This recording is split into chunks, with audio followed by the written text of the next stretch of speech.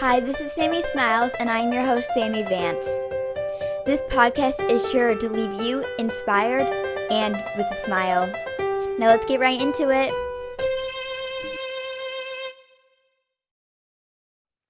Hello, everyone, and welcome back to the 6th episode of Sammie Smiles. Today, I will be reading an article that I wrote for Kids News and Reviews, but I will also be reading answers that T.A. Barron sent to me after I asked him a few questions. So, the Christmas article is called Christmas is a Time of Reflection by me. When I think of Christmas, I think of family and traditions. This year will be a bit different because of the pandemic. There are some traditions that we will not be able to do, like big family gatherings, going to see the Christmas Carol, and watching a new movie in the theater on Christmas Eve. For the past few years, my family has been traveling a few hours away on the weekend of Thanksgiving. We all dress up to go see the Christmas Carol performed at the theater. It is what we kicked off the holiday season for us. Sitting in the balcony and watching the fake snow drop in the end of the scene when Tiny Tim calls out, "Merry Christmas to all, and to all good night." But there will be no performance this year. My family is thinking about reading the book instead, but it just won't be the same. Thankfully, some traditions will stay the same, like playing lots of board games with my family and trading presents. Most importantly, I can still spend time with my family. Not all of them I will be able to see in person, but I can still see their faces on the screen and I can still hear their voices. One of my favorite things to do is decorate our Christmas tree and hang the ornaments with my siblings. Every year around Thanksgiving, we set up our Christmas tree and decorate it with ornaments. The lights on the tree are as bright as day. This year, we did it a week earlier than usual, just to add some extra cheer to our house. We like to read Christmas books and as a family where the big beautiful lights are on the Christmas tree. We also have a bunch of small Christmas puzzles set up on the coffee table in the room when we all enjoy working on, right here by the light of the Christmas tree. My siblings and I dive into the box of ornaments to find our first year ornaments. We laugh when we find my dad's ornament with a picture of him from when he was a little kid. He looks a lot different. We also enjoy seeing the ones that we have made in the past with popsicle sticks and cotton balls. One of my favorite ornaments is my ballerina. I got a ballerina ornament the first time I went to see the Nutcracker, and it was so much fun. I remember the magic, the twirling, swirling, and many pretty costumes. I take special care of her and hang her in a special place for everyone to see. When we are done decorating our tree, it's not only filled with pretty colors and shapes, but with memories of the past vacations, special moments, and ornaments from the past generations. It is a collection of love, and it lights up the room. Another tradition is driving through the Fantasy of Lights, which is a bunch of fun lights displayed in a park nearby. We love to see all the ones from the past, plus try to identify the new ones. Christmas music plays as we O and A ooh and ah at each display. My dad always drives extra fast through the tunnel of lights that arch across, getting us to the next section. We squeal while holding our hot chocolate so that it doesn't spill as we go rap speed. We used to bring our great-grandparents with us every year, but my grandpa passed a few years ago, and my great-grandma this year.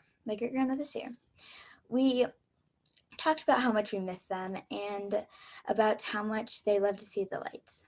The car looked a little empty this year, but I think I could still feel their presence. Even though the seats were empty, we got to think about how much how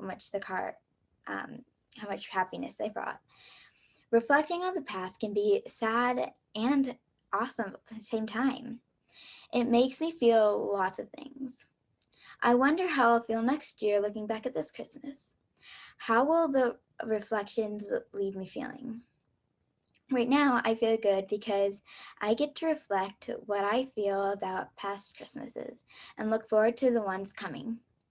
It's just a little bit of time, even if it may feel a little bit different this year, Maybe we'll still make new traditions.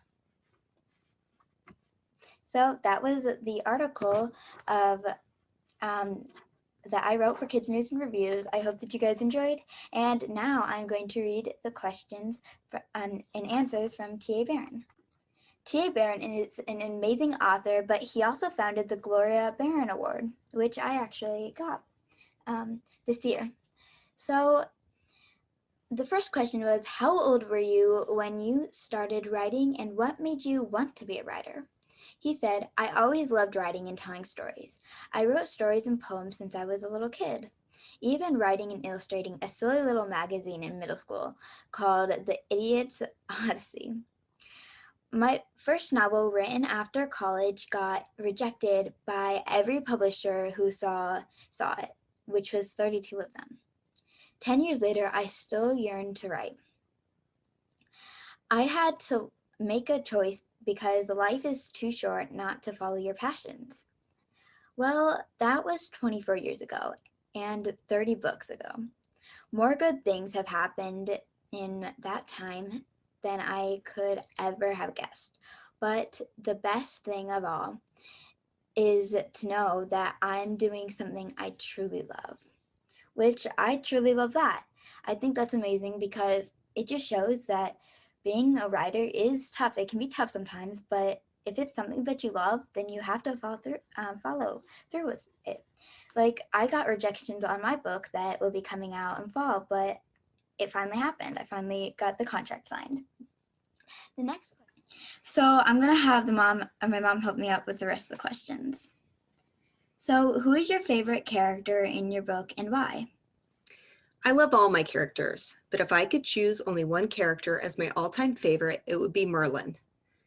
How I love that wizard. Why do I write about Merlin? Well, the same reason that people have been telling me stories about this character for over 1,500 years. Merlin stands for three enduring ideals: the universality of all people, the light and dark within ourselves, and the sacredness of nature. We don't need to look far to see the importance of these same ideals today. I love that. So, what advice would you give to someone wanting to write a book to be published? Remember that you are a writer. Even if you're not yet published, you have things to say, important things, and you deserve to find a voice of your own. Writing is something we learn by doing, so there is no substitute for constant practice. Writing is the hardest work I know, and also the most joyful work I know. That's amazing advice. So, please take that advice and go write a book. So, the Gloria Barron Prize for Young Heroes is such an amazing award. What made you want to create it? I created the Gloria Barron Prize for Young Heroes because young people deserve to hear about real live kids who are making a difference. Kids that have discovered that they have the power to act on their ideals.